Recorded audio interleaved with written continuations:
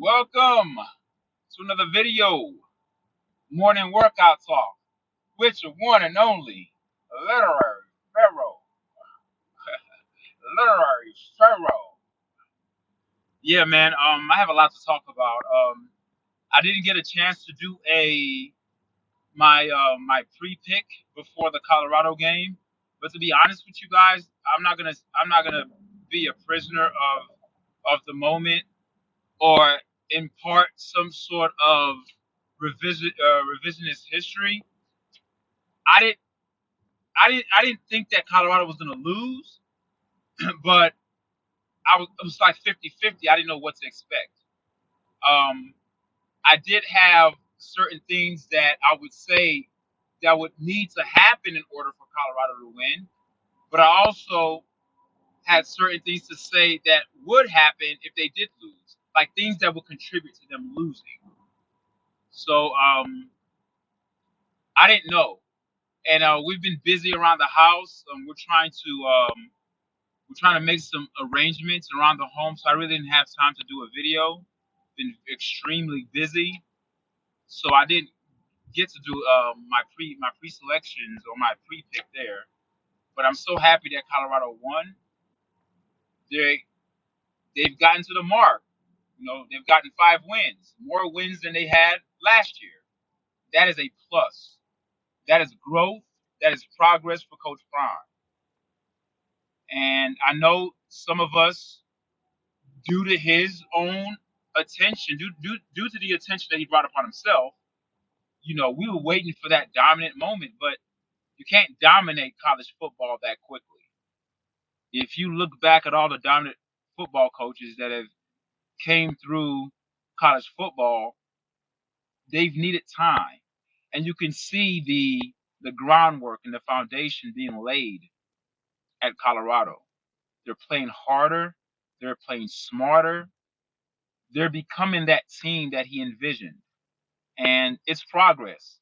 So if Colorado goes the rest of the season losing all their games, you would still have to say that it's progress. You say, but how the hell is that progress? It's one more game. It's one more game than you won last year. We have to keep it real, right? You know, any any any mode of progress or any increment of progress, no matter how small it is, it's progress, right? We can't get mad and think that, oh, he's supposed to just win 10, 11 games every year, 12 games every year. No, it's not going to happen that way. Remind you guys, this is the second year. So I like the fact that they're incorporating more of the run. They do seem more balanced, and the sportscasters made a comment during the game. They said that the offensive coordinator for Colorado, Pat Schumer, he'll stick with the run if he's gaining positive yardage, and if he's not gaining yards, then he'll abandon the run. But I don't really like that philosophy because I feel like you can the running backs for Colorado are so good that it's not a matter of if, it's just when. When will they have good? If you if you if you create an offensive scheme with exotic run block schemes, all right, and zone blocking schemes, when you're shifting the line and allowing the running backs to pick the holes that they want to run through, sort of goes back to that Shanahan offense, the ones that they had in the NFL with Terrell Davis and John Elway, where you can just plug in any running back in that system, and running backs would get 1,000 yards per season. Anyone. If you have legs, you're gonna gain yards. If you are intentional about running the ball, there's no excuse. I just don't believe that Colorado's intentional about running the ball because the quarterback of the team is the son of Coach Prime. And if you put that much emphasis on the run, you are implicitly taking away a weapon. But I don't even think that you're implicitly taking it away or covertly taking it away. I don't think you're taking it away. You can have both. You can have the best of both worlds. You can have a good quarterback and have a great running game. That makes you harder to beat. And I think the next level that Colorado needs to get on is to the point where they scout their opponent, right? And they look at the defense that the opponent runs. And it because if you're a dual threat of a team, if you're a team that can run the ball and throw the ball, right? If you're playing an opposing team that's great at stopping the run, then you can use your passing game. If you're playing against a team that's horrible against the run, then you can use your running game. If you're playing against a team that's kind of like in the middle of the pack with defending the pass and defending the run, you can mix up your offensive plays. Do a little bit more play action. I would love to see Shador underneath center, but I know he doesn't do that if he wants to get prepared for the NFL. He's going to have to learn to be under center. But in the NFL now, I think that the NFL is adopting some of the practices that the college football programs are doing. Most NFL quarterbacks are not really under center; they're usually in shotgun. So I guess the NFL game, the professional game, is evolving in that sense. That it seems like the professionals are taking the script, they're taking the college football script and trying to incorporate more, exotic offenses and nuanced offenses inside the NFL game. I guess that's been something that's been trending for some time. But yeah, I'm happy that they won, and the fact that people would say, well, Arizona had a lot of injuries. I don't care when Colorado had a lot of injuries. No one gave a damn when they had injuries, and they still have injuries. Travis Hunter didn't play the whole game. At this point of the year, every team has injuries. We're not going to use that as an excuse. We're going to continue to use the cliche term, next man up. They won the game. So they're looking very good. And I think that Colorado is starting to have the taste of seeing what consistency can bring to your team. And once you start getting the taste of winning and that consistency of winning, it almost becomes an automatic transmission in terms of how your team operates and prepares for games. That it's not like we have to get up for this game because this is the most important game. There's going to be a certain way that the team operates. When you're winning, you tend to take the habits of what you did to prepare for your wins, and that becomes your norm. That's what I mean by easy transmission.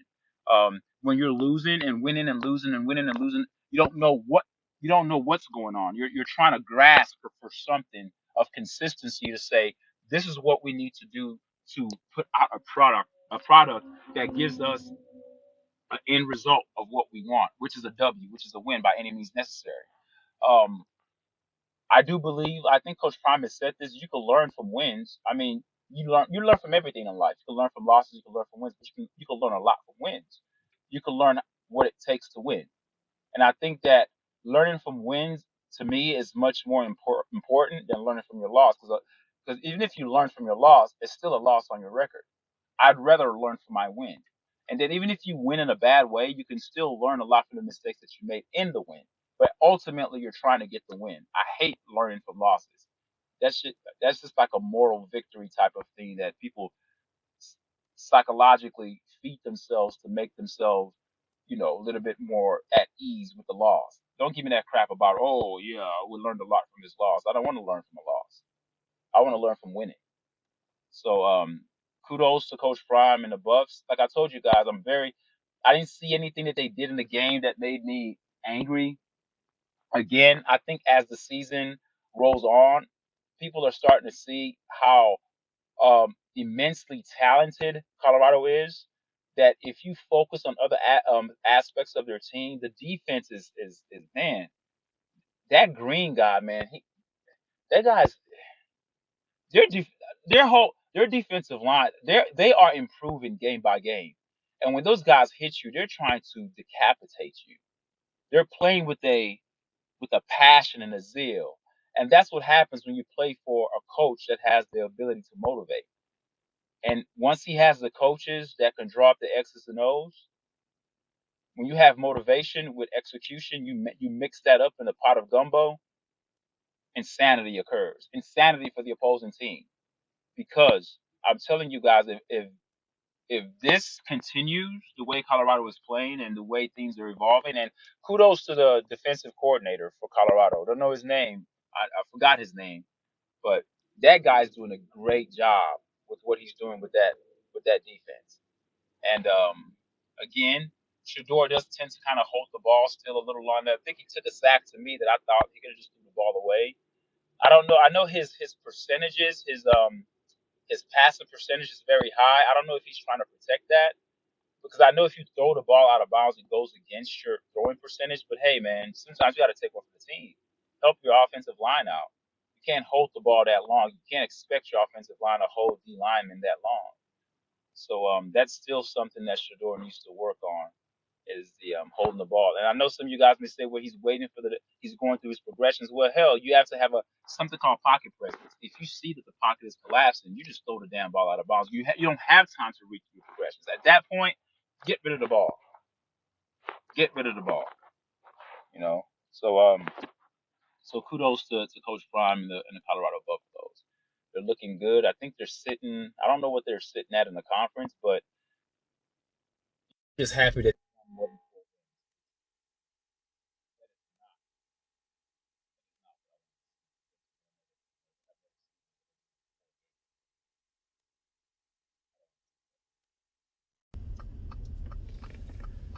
Yeah, winning more than 4 games is a huge deal. It's a huge, huge deal. Huge deal. Again, let me go back to the topic, morning workout talk. Had my workout this morning. I burnt 700 calories. Did HIIT workout with battle ropes, ladder work, leg work, squats, abs. When we work out before about an hour and 20 minutes. Probably an hour, 15, 20 minutes.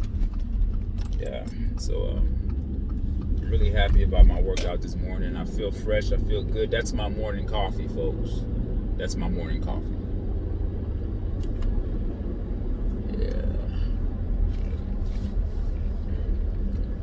It's funny, like before I was a video recorder, I had a lot to talk about. Like all of a sudden, like my mind has gone blank. I'm like, hold on, where are my topics at? Remember, these are just things that are in my head. I don't have a script. I don't have notes. I'm not writing down anything. I'm not reading off of a prompter. So,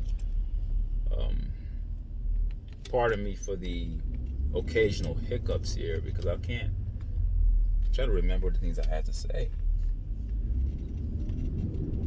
Wow. I had a lot to talk about. I know I wanted to talk about the Colorado game. I've already done that. All right. They looked good. They played well. What else? What else did I want to talk about?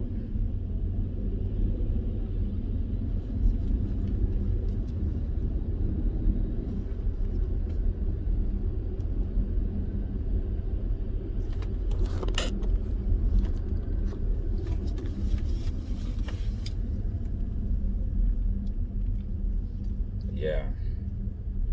Hopefully it'll come to me, but as I'm driving to work this morning, I'm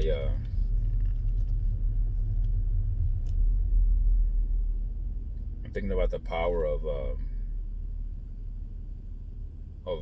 thought, like the power of our mindsets.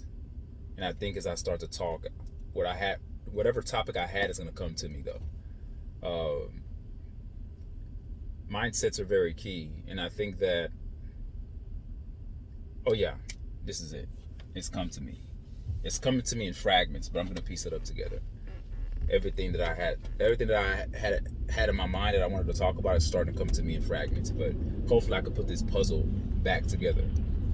I want to tell you guys something that's very important, and I don't think that you guys have ever heard this before, and if you have heard it, you probably haven't heard it like this. But it's pretty much, if you've heard it, it's the same message, but probably delivered to you in a different way. Your mindset, okay. The greatness of you, all right? The greatness of you. You say greatness of me, yeah, the greatness of you.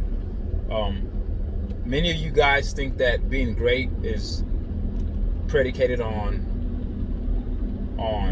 influence, money, wealth, fame. That's what the world tells us. That's what the world tells us. The world has already, created the rubric of which we can gauge ourselves, but it's an incorrect rubric. It's not a accurate rubric. I don't think the amount of money you have and your influence or how popular you are should be the indicator of how great you are. Greatness is how you treat people, number one. Your capacity to forge relationships that move in the direction of positivity. So in other words, once people leave your vicinity, or once people leave your presence, how do they feel? Next question, how do people feel when you come into their presence? There are certain people, and they walk in the room, faces start to turn like, oh. That to me is number one. Your greatness is based upon how you make people feel. Now, it can go both ways. People who are popular, people who have money tend to make people feel good because we're fixated on that metric, on that paradigm. We're fixated on that,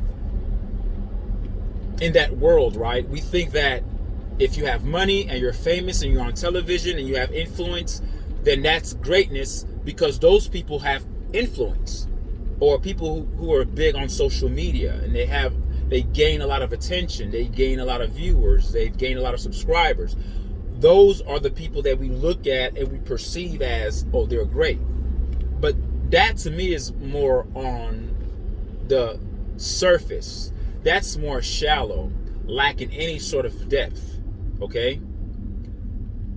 Your greatness is how you move in your everyday life in your contact with other human beings. Now, if you just happen to have the influence to influence millions of people, that's great too. But I don't want you guys to get so bogged down on quantity. It's not about the numbers of people you influence. It's about the quality. See, I'd rather influence one person and impact their lives in the most profound way than have a billion people that are listening to me. Because I don't know how I'm impacting each individual. All right? But if I'm talking to one person, I can release, all right? I can produce the amount of attention and energy on that one person, undivided attention toward that one person, because I'm not distracted. I'm not moved by the masses. I'm not a slave of my numbers. I'm not a slave of anything. I'm just impacting the one person that I'm talking to. When I say I'm not a slave of my numbers, it means that when a person gets so popular and they get so big, they're no longer, they lose themselves in their bigness. They lose themselves in their quantity because the quantity is so large, it's calling for you. So you feel a need to answer to that number. You feel a need to answer to the masses. It's like a electromagnetic force that's pulling you magnetically to it, right? It sort of happens to people who do social media. They feel like, oh, I have a following, so I got to keep doing his videos. I got to keep doing his videos. I got to keep. So greatness is how you treat people, being intentional with the people you come in contact with, not being a slave of your numbers. Not being a slave of your numbers. Okay? Greatness can only come to you because it comes to you, but it's a tricky thing. Greatness starts in the soil of madness. Greatness is planted in the soil of turmoil. Greatness is planted in a soil of treachery. Greatness is planted in the soil of betrayal. Greatness is planted in the soil of extreme toil. Greatness is planted in the soil of contention. Greatness is planted in the soil of resistance. Greatness is planted in a soil of a person that doesn't even exist yet. Let me break down all those things that I just said. What I'm trying to get at, especially the last part about that you don't even exist yet, there are children that are going to be born. There's a child that's going to be born today that's going to be great. There's a child that's going to be born tomorrow that's going to be great. They don't exist yet until they're born. in terms of the third dimensional realm. I'm not getting into the quantum physics and the metaphysical aspects of it. Let's just stay in the third dimensional realm. Because I do believe that our souls have always been here. We just transcend into different dimensions. Energy never dies. You can't die. Your energy just gets transferred. But I don't want to get that deep. So let's just stick to the third dimensional realm here for the sake of this conversation. A person who hasn't been born yet in this third dimensional realm doesn't exist. So when I say that greatness is planted in the soil of a person that doesn't exist, or greatness is planted in the soil of non-existence, that's what I mean by that. When I say that greatness is planted in the soil of contention, it means that your greatness can only be made manifest from having contentions or having resistance, all right, or having turmoil, chaos. No one becomes great above the pillars, sitting on the pillars of comfortability. That you cannot be comfortable. Comfortable actually dilutes you of your essence. Your essence is greatness. Don't get upset because you're going through tough times. Don't get upset because you're having things not going your way. It's not about going your way. Take those moments as the way you perceive those moments. Those moments are made for you. They are customized for you to find your greatness. You say, but greatness? But see, when you guys hear the word greatness, it's confusing to you because you're still taking the world's metric and you're trying to use that as a barometer to gauge yourself to see where you fit in. And I'm telling you, don't do that. Your greatness is not about your money. Your greatness is not about your wealth, but your greatness is your health. How healthy you are, that's great. Healthy people who are very health conscious, who are very mindful of what they put into their body, that means that they walk daily in greatness, meaning that every decision that they make is predicated off of their greatness, their own definition of greatness. See, greatness to me is subjective. Greatness is all about what you deem to be of value to you. If chasing money is your definition of greatness, then I've seen people that way who chased money. They abandon their health. They work extremely long shifts because they're trying to stack their paper, because that's what they say, stack your paper. All the while they're chasing paper, literally paper, money, or digital currency that doesn't even exist. Okay? They're chasing money because it's all numbers on the computer. When you look at your bank account, there's nothing but numbers on the computer. They can just delete that number could be gone. So they're chasing that at the expense of their health, but in their minds, that's greatness. They're trying to be great. I say no. Greatness is, number one, how you treat yourself and how you treat others. Those things go hand in hand. Initially, I said greatness is how you treat people, your relationship with people. But also greatness is also encapsulated in that definition of how you treat yourself. Because you have to have a good relationship with yourself. You have to have a good relationship with food. You have to have a good relationship with sex. You have to have a good relationship with your wife or your husband. You have to have a good relationship with material possessions. You cannot be a materialist. You cannot be overtaken by anything. You have to have control. Okay? You have to have a good relationship with anger. You have to have a good relationship with hate. You say, hold on, Literary Pharaoh, how can you have a good relationship with hate? Exactly what I said. Hate is a natural human emotion. But you have to have a good relationship with it. You can't let hate overtake you. But there are times where you need hate to propel you to do certain things. Hate oftentimes is what pushes you to greatness, because you may hate a certain thing that you may want to find a solution to that thing that you hate to fix it. I'll give you an example. If you hate dirt, if you hate being dirty and junky, then that's going to move you to clean up your room. That's going to move you to clean up your house. That's going to move you to clean up your restroom. That's just an example. So there's a healthy way to use these emotions. To never have hate is just ridiculous. Like, how can you actually be alive if you don't have hate? Like, you have to have a healthy degree of hate. You have to have a good relationship with love. Okay? You can't overlove anything. You can't. There's a balance. You can't be blinded to the truth because you love something so much that you abandon logic. So you have to have a good relationship with love. Everything has a balance. And that love-hate dynamic, they work harmoniously with one another. So greatness is bound up in you.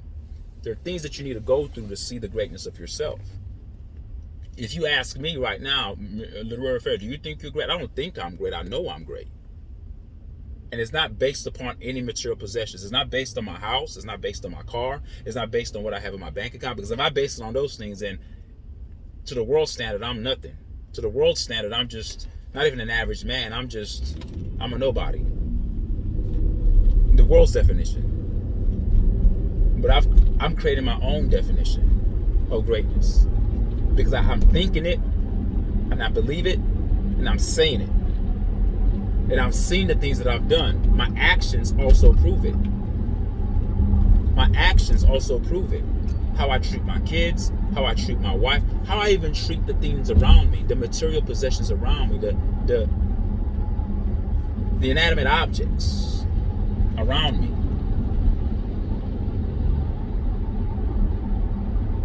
How I treat my car. Everything. That's greatness. I'm not counting pennies or counting nickels and dimes and then, oh, okay, I have $1 million in my bank, so I'm great. So what? There are many people who are rich and they're filthy rich, but they have a horrible attitude. They're miserable because all they can give is misery out because they're miserable. They can only give what they had. They can only give what they had. So in that sense, we have to redefine what we think greatness is. It's much more than what the world has given us. We can't use the world's definition and try to fit underneath that metric because it's made for you to feel like you are valueless or don't have value. It's made for you to feel that you are worth less, but you're worth full. You're full of value. You are full of worth. And your worth is predicated on how you treat people, and how you treat yourself, and how you treat food. All of that. All of it. That's greatness. And as you continue to improve on those things, you're going to find out how you're going to get contention. Just the natural law of the universe. You're going to get opposing things that are going to pull you in a different direction to stretch you, to help you evolve, to help you grow. My life isn't easy, but I don't get on here talking about the things that I don't like. I've accepted reality for what it is. That's my mode of resiliency. My mode of resiliency is my everyday actions. That's resilience. Resilience is not something you just go drink and, okay, I have resilience. Resilience is how you breathe, how you live, how you walk, how you think, how you deal with your reality. Are you trying to change your external circumstances, or are you just trying to change your personal perception about the external circumstances? And I would say the latter should be the way that you should be moving. That's the acceptable approach. The acceptable approach is to take the latter. The latter is to change your perception about your external situations. You cannot change anything outside of you until you change the things inside of you. Again, you cannot change the things outside of you until you change the things that are inside of you. How you think, how you reason, the things you say to yourself, the things that you say to yourself. All those things are important. They're vital in your everyday walk. They dictate the way you move. So we have to understand that we're all great. We have to find it though. We have to find our purpose, but not purpose in the jaded sense of like, my purpose is this. No, your purpose is greatness. Your purpose is greatness. Everything you do, you have to do it in a great way. When you dress up, dress great. When you meet people, be great. When you see a child, be great. Be a great example to that child that's looking at you. So when that child grows up, they remember that I used to see an older man, but he was different. I aspire to be like that. I want to be unique. I want to stand out. Be a role model. Be great. Be great. Give your inner self the capacity to be proud of you. You know when you do something good, you know how you have that good feeling. Let's say you see an old lady in a parking lot, and she's struggling with her groceries, and you come by and you help her with her groceries. You help her stack her stuff in her car, and she tries to give you a tip. You're like, no, I'm good. I just want to help you out. Have a good day. And you walk away. Do you know how good that feels? I'm not doing this for money. See, money is not the metric. Doing the right thing is the metric. If you base your greatness on money, then you are chasing the wind. You'll gain the money and lose yourself in the process. That's where you get the term lose chasing the world and losing your soul. We have to feed our soul, people. Be great. Be great. Whenever there's an opportunity to do something, be great.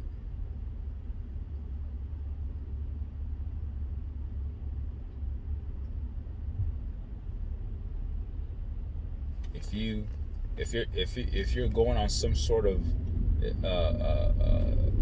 eating regimen, I hate to call things diets. Let's say you're changing your eating regimen, and you started yesterday, and yesterday you didn't do so well. Then today, be great. Do well today. Live in the moment. I don't give a damn what you did yesterday. I don't give a damn about the future, because the future is not even here. So why even think ahead? How about you think about now, today, right now, this second that I'm talking to you? Think about right now. Think now. Give a damn about what you did yesterday. It's over with. New day. New day. Let's go. Let's get it. New day. Greatness. Greatness. Make improvements. Every time you improve, that's greatness. Start measuring yourself. Oh man, the guy, he's rich and I'm poor. He's great and I'm not. If money is your metric, then you are lost. You are jaded.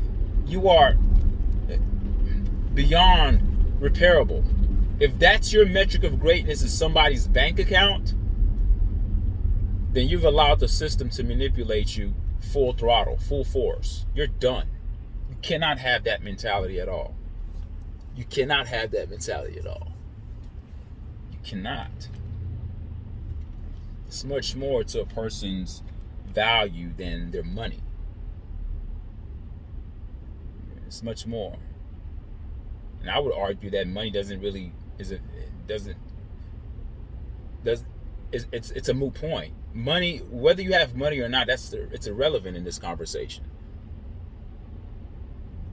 When I meet people, I don't see their bank accounts on their forehead. I look at the way they carry themselves, the way they look, the way they speak, the way they make people feel, the way they make me feel. That's what I'm looking at. I don't know what's in your bank account. I give a damn about what's in your bank account. I don't see that. So again, be great. Be great. So that's all I have for you guys today in this morning workout talk. Be consistent in whatever you do. And remember, yesterday is gone. Tomorrow doesn't exist. All you have now is the present. Embrace it and live in the moment. Again, remember that your health is your wealth. Till next time, peace.